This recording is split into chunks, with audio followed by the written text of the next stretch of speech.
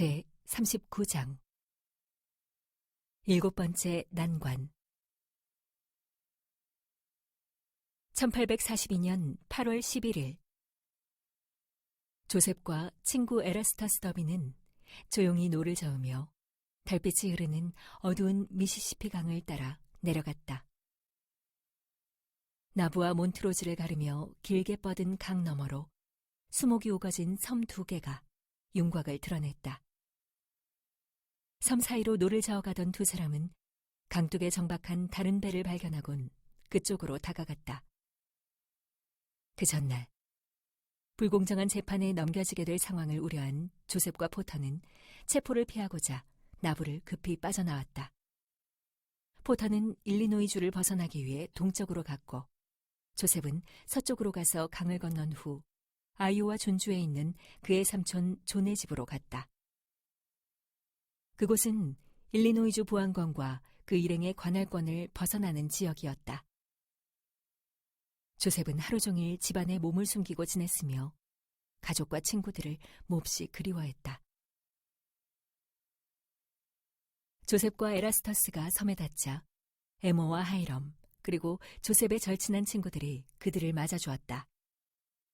조셉은 에모의 손을 잡고 사람들과 함께 배에 앉아서 나부의 상황에 대해 조용히 이야기를 나누었다. 상황은 생각보다 더 위험했다. 친구들은 아이오와 주지사가 조셉과 포터의 체포영장을 발부했다는 소식을 들었다. 그것은 조셉이 삼촌 집에 숨어 있는 것이 더는 안전하지 않다는 것을 의미했다. 이제 보안관들은 강 양편에서 그를 수색해 들어올 것이었다. 조셉의 친구들은 이러한 체포 기도는 불법이며 미주리에 있는 적들이 선지자를 잡으려고 꾸며낸 뻔뻔한 계략이라고 믿었다. 지금으로서는 조셉이 다시 일리노이 쪽으로 넘어간 뒤 그곳에 있는 친구의 농장에 피신해 있으면서 상황이 진정될 때까지 기다리는 것이 최선이었다. 조셉은 섬을 떠나며 가슴 벅찬 감사함을 느꼈다. 역경의 순간에 몇 번이고 자신을 버리고 배신한 사람들도 있었지만 이 친구들은 이 어두운 밤중에 자신을 돕고자 달려와 주었고 자신과 자신이 소중히 여기는 진리를 선택한 사람들이었다. 조셉은 생각했다. 이들이야말로 나의 형제들이다. 그러므로 나는 살 것이다. 조셉이 그 누구보다도 감사함을 느낀 사람은 에머였다. 이 일곱 번째 난관에도 굴하지 않고 여전히 확고하고 흔들림 없이 변함없는 모습으로 내 곁에 있는 다정한 에머. 그 후로 며칠이 지나고 몇 주가 지날 때까지도 에머는 조셉을 자주 만나 대화를 나누었다. 직접 만날 수 없을 때는 서신을 보냈다. 일거수일투족을 감시하던 보안관들을 따돌린 날에는 은신처에서 조셉을 만나 다음 일을 논의했다. 그녀는 조셉과 성도들 간의 소통 창구 역할을 하고 조셉이 신뢰해야 할 사람을 선별하여 그에게 해를 끼치려는 사람들을 막는 데 헌신했다. 보안관들은 필요하다면 일리노이의 모든 집을 수색하겠다고 위협했다. 조셉은 자신이 붙잡혀 미주리로 다시 끌려갈까봐 걱정하는 성도들의 마음을 잘 알았다. 몇몇 친구들은 그에게 성전에 쓸 목재를 벌목 중인 일리노이 북부의 소나무 숲으로 피신하라고 재촉했다. 하지만 조셉은 피신을 해야 한다는 사실이 싫었다. 그는 계속 일리노이에 머물며 사태를 끝까지 지켜보고 싶은 마음이 더 컸다. 그렇지만 에머가 원한다면 기꺼이 그럴 용의도 있었다. 그는 편지에 이렇게 적었다. 내 안전은 당신과 함께하는 것이요. 만약 당신과 아이들이 함께 가지 않는다면 나도 가지 않을 것이요. 한편으로는 가족을 잠시라도 어딘가로 데리고 가고 싶은 마음이 간절했다. 그는 계속해서 이렇게 적었다. 우리가 사는 이 사회의 한쪽에서 자행되는 비열하고 저급하고 사악한 이 상스러운 행위에 신물이 나오. 가족과 함께 6개월이라도 여기서 멀리 떠나 있을 수 있다면 내 생에서 그보다 더 좋은 일은 없을 것이요. 에머는 그날 오후에 이렇게 답장했다. 당신이 떠나야 할 필요를 느낀다면 전 언제든지 함께 갈 준비가 되어 있어요. 하지만 이곳을 떠나지 않고도 당신이 보호받을 수 있다는 확신도 여전히 있어요. 당신을 지킬 방법은 많이 있으니까요. 그날 저녁, 에머는 일리노이 주지사 토머스 칼린에게 조셉의 결백을 보장하는 편지를 한 통 썼다. 암살 시도가 있었을 당시 조셉은 미주리에 있지 않았으므로 그에게는 혐의가 없다는 논리였다. 에머는 미주리에서는 공정한 재판을 기대할 수 없는 것은 물론이고 잘못하면 그가 살해될지도 모른다고 믿었다. 부디 아무것도 모르는 제 아이들이 아버지가 부당하게 감옥이나 죽음의 문턱으로 끌려가는 것을 한 번 더 목격하는 그런 끔찍한 슬픔을 겪지 않게 해주시길 간청드립니다. 얼마 후 주지사는 에머에게 답신을 보냈다. 그의 서신은 정중했고 조셉에 대한 조치는 오로지 의무감의 발로로 이루어졌음을 신중한 말로 주장했다. 그는 조셉이 법을 따르기를 희망한다고 하면서 그 건에 관련하여 마음을 바꿀 의향이 없음을 전했다. 에머는 이에 굴하지 않고 남편을 체포하는 것이 왜 위법인지를 설명하는 두 번째 편지를 썼다. 이 성도들이나 스미스 씨를 계속 박해하는 것이 일리노이주나 미국에 또는 일리노이주나 미국의 어떤 지역에 또는 주지사님이나 어떤 개인에게 도대체 무슨 이득이 된단 말입니까? 에머는 편지를 보낸 뒤 답신을 기다렸다. 한편 나부에 있는 대부분의 성도는 조셉이 바로 지척에 피신해 있다는 것을 전혀 모르고 있었다. 어떤 이들은 조셉이 워싱턴 DC로 돌아갔다고 믿었고 어떤 이들은 그가 유럽으로 갔다고 생각했다. 보안관과 관리들이 조셉의 행방을 찾아 나부 시내를 이리저리 돌아다니는 모습을 본 성도들은 조셉의 안전이 갈수록 염려가 되었다. 그러나 그들은 주님께서 선지자를 보호해 주실 것이라는 믿음으로 일상생활을 계속해 나갔다. 다른 영국 이민자들과 마찬가지로 메리 데이비스는 계속해서 나부의 새 보금자리에 적응하는 중이었다. 나부에 도착한 이후 그녀는 커틀랜드에서 만난 피터 모건이라는 사람과 결혼했다. 피터는 젊은 나이에 아내를 잃고 홀로 자녀들을 키우고 있었는데 메리는 그 아이들의 새어머니가 되었다. 그들은 예루살렘으로 선교 사업을 떠난 올슨 하이드의 집을 세내어 살고 있었으며 가족을 부양하기 위해 일거리를 찾으려고 안간힘을 썼다. 나부에는 농장이나 건축일은 넘쳐났지만 피터처럼 영국의 광업이나 제조업 중심지에서 생활하며 일했던 숙련된 노동자들의 일자리는 거의 없었다. 지역의 기업가들은 나부에 재분소, 공장, 주물 공장 등을 세우려고 했지만 이러한 사업들은 이제 겨우 시작 단계였으므로 영국에서 쏟아져 들어오는 숙련된 노동자들을 모두 수용할 수는 없는 상황이었다. 안정적인 직업이 없었던 메리와 피터는 음식과 땔감을 사기 위해 그들이 가진 것을 조금씩 내다 팔며 첫 번째 겨울을 버텼다. 다행히 피터가 영국에서 광부였다는 사실을 알게 된 조셉이 그에게 일자리를 마련해 주었다. 조셉은 피터에게 나부 남쪽에 있는 그의 소유지에서 발견된 탄광맥을 발굴하게 했다. 그곳에서 발굴된 석탄은 품질이 매우 우수했으며 피터는 조셉을 위해 그 광맥에서 석탄을 3술에나 채굴했다. 일부 가난한 이민자 가족들은 보수가 좀 더 좋은 일자리를 찾아 이웃 마을과 도시로 떠났다. 하지만 메리와 피터는 나부에 남아 자신들이 가지고 있는 것으로 어떻게든 견디어 보기로 했다. 그들은 마감 공사도 다 끝나지 않은 하이드의 집 바닥에 나무 판자를 펼쳐놓고 그 위에 닥털 매트리스를 얹어 침대로 사용했다. 또 낮은 옷장을 탁자로 썼으며 찬장이 없어 그릇을 바깥에 내놓고 보관했다. 나부의 여름철 열기는 숨이 막힐 정도였지만 오후나 저녁쯤 공기가 시원해지면 모건 가족도 다른 가족들처럼 하던 일을 잠시 멈추고 함께 시내 산책을 나갔다. 거리에는 정치나 지역 소식, 또 복음에 관해 이야기를 나누는 사람들로 가득했다. 때로 성도들은 강연회를 열거나 연극을 보러 가거나 새로 결성된 나부 관악대가 최신 유행곡을 연주하는 것을 듣기도 했다.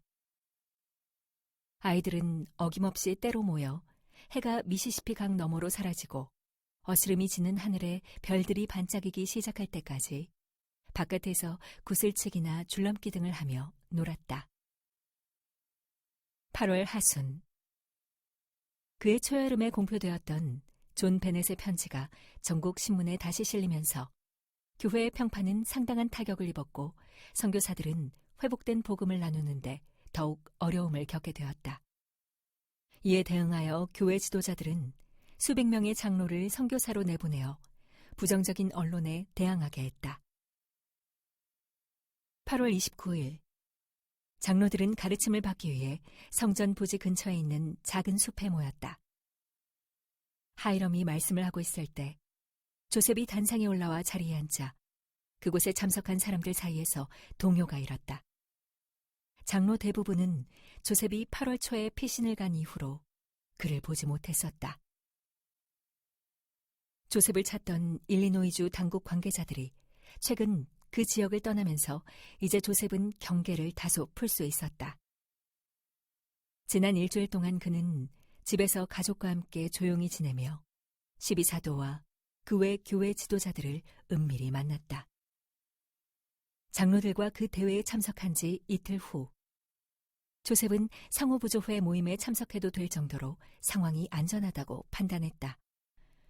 그는 상호부조회 자매들에게 최근 있었던 실형과 자신에 대한 혐의에 관해 이야기했다. 제가 잘못을 저지르기는 하지만 사람들이 주장하는 것과 같은 잘못을 범하지는 않습니다. 제가 범하는 잘못이란 다른 사람들처럼 인간적인 약점에서 생겨난 것입니다. 흠없이 사는 사람은 아무도 없습니다. 조셉은 자신을 옹호해주고 자신을 대신해 주지사에게 청원을 해준 에머와 다른 여성들에게 감사를 전했다. 상호부조회는 저를 적들로부터 지켜내기 위해 가장 적극적인 역할을 했습니다.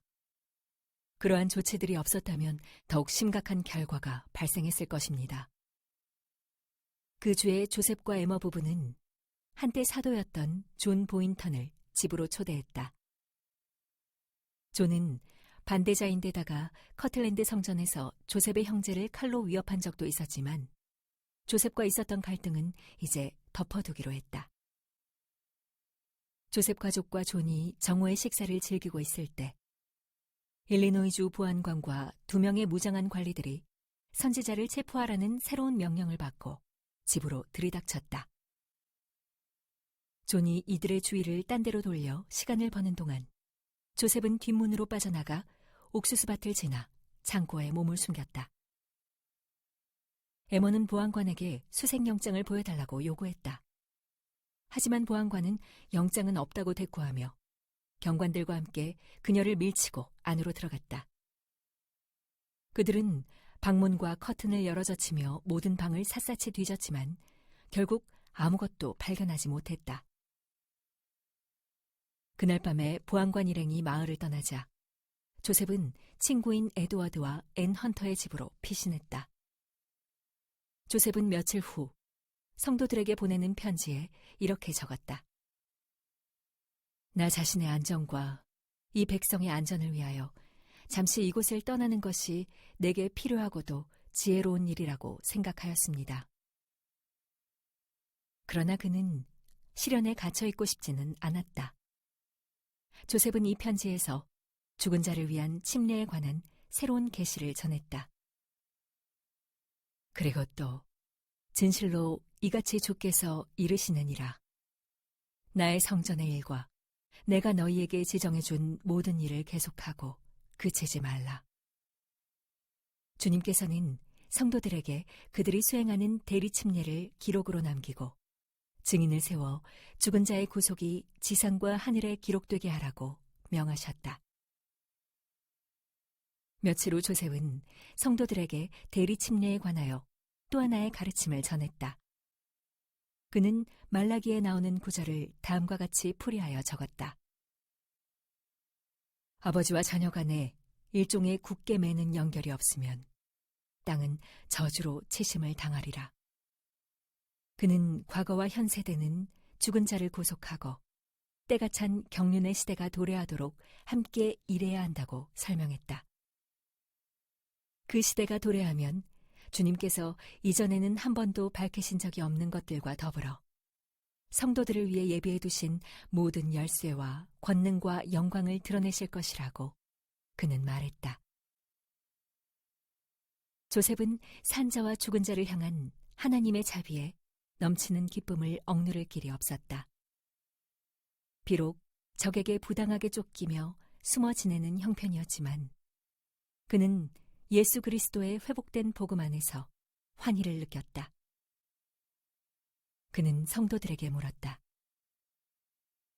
이제 우리가 받은 복음 안에서 우리가 무엇을 듣습니까? 기쁨의 소리, 하늘에서 온 자비의 소리요, 땅에서 솟아난 진리의 소리입니다. 그는 물몽경 및 신권과 그 열쇠를 회복하는 천사들, 그리고 말씀에 말씀을 더하고 교훈에 교훈을 더하여 당신의 계획을 밝히시는 하나님에 대한 환희로 다음과 같이 썼다. 이 위대한 태업에 우리가 나아가지 아니하겠습니까? 너희 마음으로 기뻐하고 크게 즐거워하라. 땅은 소리를 발하여 노래할지어다. 죽은 자들은 임마누엘 왕에게 영원한 찬양의 노래를 부를지어다. 만물이 예수 그리스도를 간증하고 그분께서 죄와 죽음을 이기신 것이 틀림없음을 증명하고 있었다. 하늘에서 우리에게 들리는 그 음성은 얼마나 영화로운고 조셉은 큰 기쁨에 차 있었다. 1842년 가을, 칼린 주지사는 에머의 두 번째 편지에 답신을 보냈다. 남편을 위한 그녀의 헌신적인 노력에는 찬사를 보내지만 결국은 어떠한 도움도 줄 수 없다는 내용이었다. 그맘때쯤 존 베넷은 조셉과 성도들에 관한 책 한 권 분량의 폭로문서를 발행했다. 그는 사람들 앞에서 자칭 나부의 비밀스러운 부인 제도라는 것에 관해 강연하기 시작했다. 그는 조셉의 복수 결혼에 관하여 대부분 자신이 만들어낸 터무니없는 소문으로 청중을 유인했다.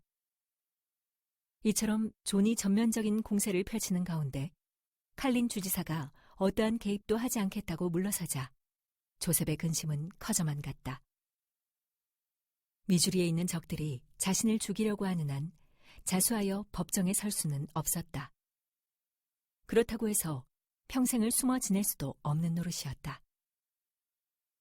그를 비호해 주었다는 이유로 주 정부가 가족과 성도들을 벌하는 사태가 오기 전까지 얼마나 오래 버틸 수 있을까? 조셉의 도피가 시작된 지 3개월 후인 12월 무렵 칼린 주지사의 임기가 끝이 났다. 신임 주지사인 토머스 포드는 조셉의 소송건에 직접 개입하는 것은 거절했으나 선지자가 겪은 역경에 동정을 표하고 법원이 그의 손을 들어줄 것이라는 확신을 보였다. 조셉은 그를 신뢰할 수 있을지 알 수 없었지만 더 나은 대안도 없는 상황이었다. 1842년의 성탄절 다음 날, 조셉은 나부 군단의 장군이자 윌리엄 로와 형제지간인 윌슨 로에게 투항했다. 그런 다음 그들은 일리노이주 주도인 스프링필드로 가서 조셉을 체포하라는 미주리 주지사의 명령이 합법적이었는지, 그리고 조셉을 미주리로 돌려보내 법정에 세울 것인지를 결정하는 공판에 참석했다. 조셉이 스프링필드에 도착하자 큰 소란이 일었다.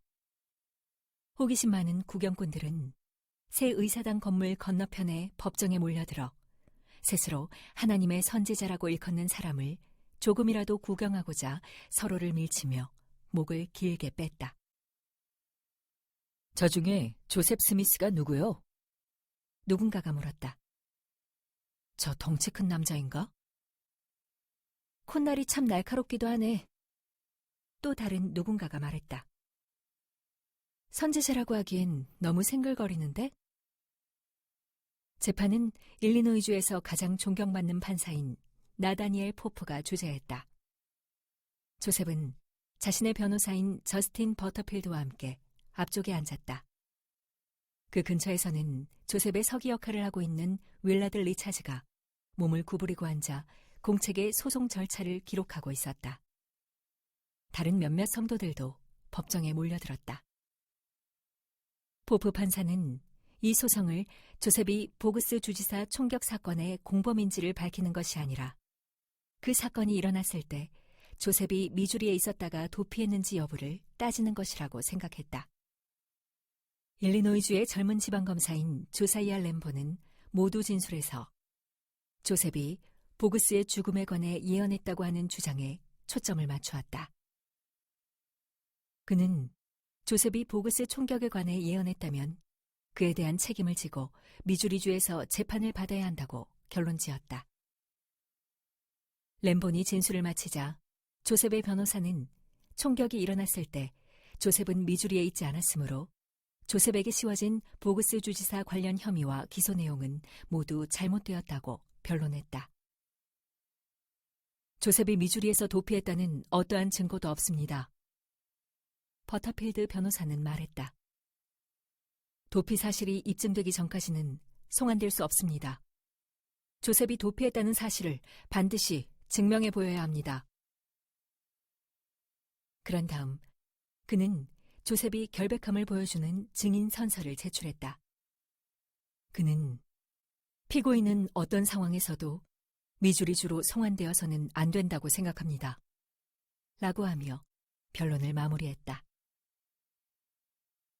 다음날 아침인 1843년 1월 5일 조셉과 변호사들이 판결을 듣기 위해 다시 출석한 가운데 법정은 기대로 들썩였다. 성도들은 포프 판사가 조셉에게 불리한 판결을 내린다면 선지자가 해질녘에 적의 손에 넘겨질 것이라는 사실을 알고 있었으므로 초조한 마음으로 판결을 기다렸다. 포프 판사는 오전 9시가 조금 지나 도착했다. 자리에 앉으면서 그는 검사들에게 감사를 전하며 판결문을 읽기 시작했다. 판결문은 무척 길었으며 윌라드 리차즈는 한마디도 놓치지 않고 빠르게 받아 적었다. 그 전날 피고 측 변호사가 진술할 때 판사는 조셉이 미주리에서 재판받도록 소환된 것은 위법이라는 결론을 내렸다. 스미스 씨는 석방되어야 합니다. 판사는 조셉을 더 구금해야 할 어떠한 이유도 찾지 못했다. 조셉은 자리에서 일어나 고개를 숙여 인사했다. 피신 생활 5달 만에 그는 마침내 자유의 몸이 되었다.